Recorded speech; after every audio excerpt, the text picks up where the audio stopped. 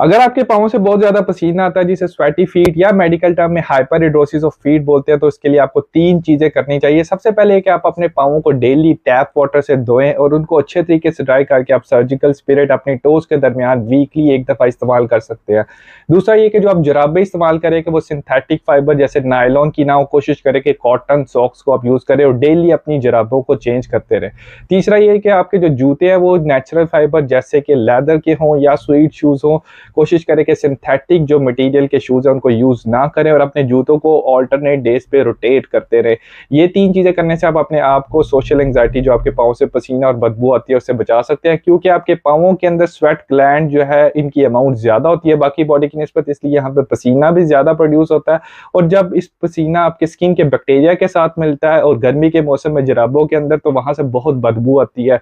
अगर आपको ये मेरी वीडियो पसंद आए तो मेरे चैनल को जरूर सब्सक्राइब कीजिए।